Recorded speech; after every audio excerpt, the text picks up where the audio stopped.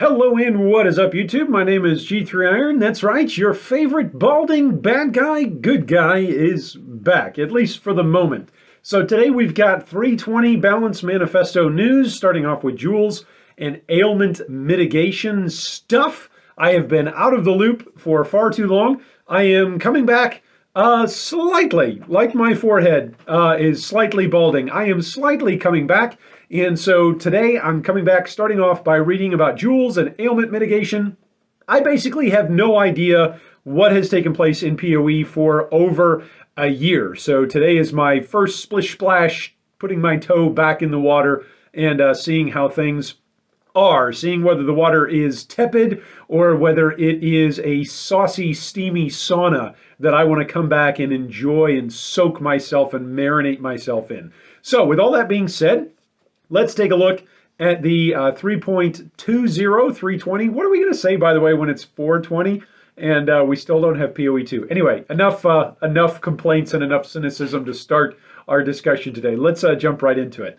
So in our upcoming 3.20 expansion, we're making a number of balance changes that we'll present over several balance manifestos that each cover an individual topic. Oh, wow, that's annoying. Look at that. Like as soon as I click somewhere, the website's like, hey, are you on this side or that side? I don't know why my web browser is doing that. Anyway, we'll click here. Okay, so in today's manifesto, we're discussing changes to Jules, most notably increasing their potential for ailment mitigation. All right, so the problem is that Jules have modifiers that provide various forms of ailment avoidance or protection. Why is that a problem? We like that. That's okay. Anyway, however, because their current values are moderately low, very low in fact, you often need to stack several Jules in order to have adequate levels of protection. We feel that this is an excessive amount of investment for how necessary ailment mitigation is to a character's build. I've been gone for a year and we're still complaining about ailment mitigation. Okay, all right, this is great. This issue has been exacerbated, ooh, I like the word choice, by some of these mods being gated behind corruption, making them more expensive and difficult to acquire. All right, so what's their proposed solution? We're expanding the pool of mods available on magic and rare jewels and are making their modifier values more generous so that players have better access to sources of ailment mitigation with less investment. Interesting. By the way, if you don't like the sound today, I don't have my mic set up yet. So hopefully in the coming days, we'll have the mic sound and all the audio figured out. Okay, regular jewels, i.e. jewels that are not Abyss or Cluster jewels, now have mods that provide reduced duration or reduced effect for a wider variety of ailments than before. Abyss jewels now have mods that provide avoidance of various ailments. All right, so give us the summary. This means that jewels should be more reliable and less expensive as a source of ailment mitigation through their higher mod values and better variety of mods. Okay, you know, it's kind of interesting. It's kind of comforting even that after being gone for a while from POE, you know, in some ways, the more things change, the more things stay the same. You know, my forehead still balding, my general outtake on life, hopeful with a mix of skepticism, and then POE balancing, which is just a gradual rotation of moving where the problem is through a set of various cycles of development and release to the point where eventually the problem resumes or returns back to a spot where it originally was. It actually kind of reminds me of Joseph Campbell's mono story, the mono myth, as it were, that, you know, we kind of move through all of these things in different portions of our lives. The POE basically in any given league or any given year, basically maybe over the course of multiple years, basically finds a problem, moves the problem from one spot or one segment, you know, passive tree, itemization, characters, inherent, monsters, ascension abilities, and we just keep moving the problem around to fix the problem in different ways, flasks, until eventually we just say, you know what, we have tried all of these different things. Let's try again. But with a different problem. Let's try the same approach. It's, you know, the more things change, the more things stay the same, and that brings me a tremendous amount of comfort in a ever-shifting world. Okay, problem. Many unique jewels are not exciting to find. Say that again. Well, I will say it again. Many unique jewels. Most. Could I say most? Even maybe most. Maybe not most in terms of the variety of jewels that drop, but maybe most in terms of at least what I find. Okay, so there's a few reasons for this. In most cases, they are simply underpowered or apply to a too narrow window of usage or both. There are also many corruption-only jewels that don't fulfill a good purpose. You don't say. Okay, cool. Previously, we were hesitant to revisit unique jewels and improve them beyond their initial designs because many of their themes are somewhat rigid in nature, meaning there is little room to improve them without completely remaking them. That's fair. It's tough. I feel for the developers in a lot of ways, and for the designers because so much of PoE is so unique. So many of the uniques within PoE are so unique. You know, the thing that makes something unique, like when you take away that thing that makes it unique, you just got a generic crappy rare or a generic really awesome rare that's locked in with certain values.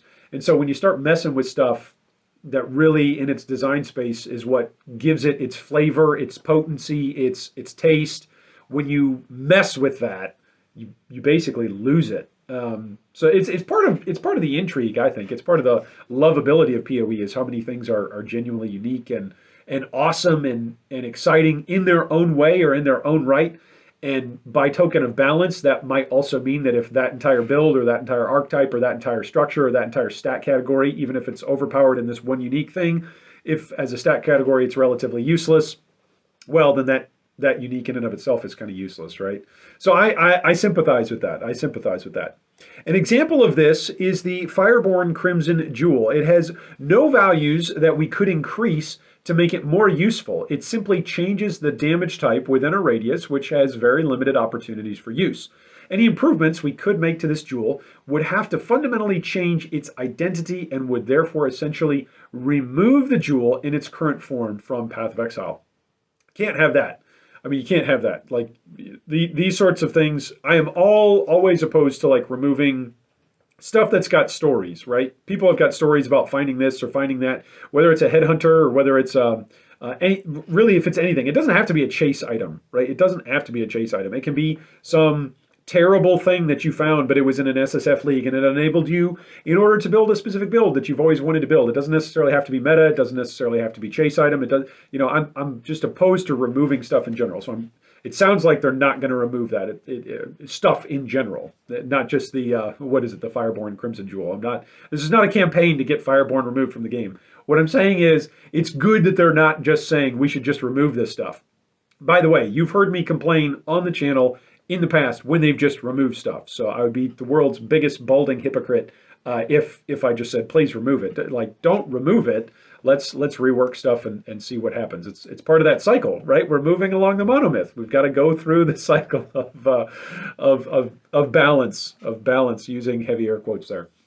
All right, solution. We're making it so that every unique jewel that drops is very rare and highly desirable. Every unique jewel? Every unique jewel that drops is very rare and highly desirable. So does this mean none of us are going to get anything to drop? Is that that's what I'm hearing? I read that sentence and I go, unique jewels will never drop ever again. All right, that means that many existing unique jewels have been removed from the drop pool. Wait, guys, I just talked about not removing things. Guys.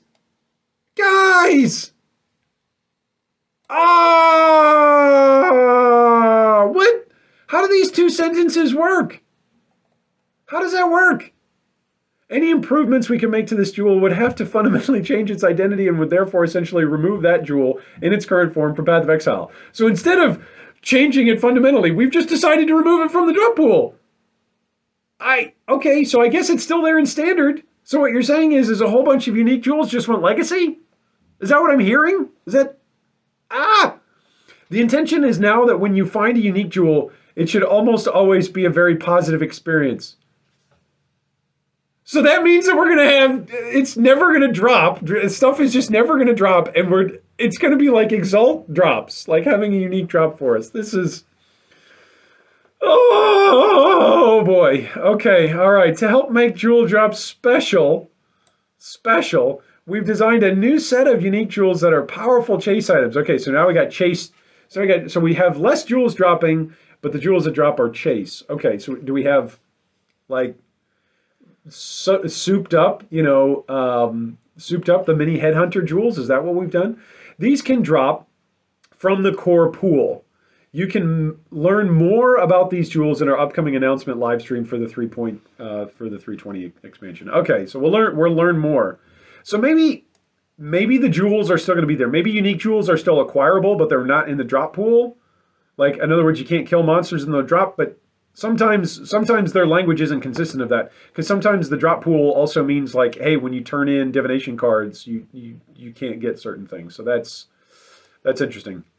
Okay, with that said, there are some unique jewels that are still useful, like Inspired Learning, for a subset of players because they had build-enabling modifiers or often other very niche uses, like the Brute Force solution or other attribute transformation jewels. Instead of getting rid of these, we've made them corruption-only unique jewels. We feel that this has benefits for both players who want them and players who don't, as generally players who don't want them won't come across them as core drops, and players who do want them can still actively pursue them.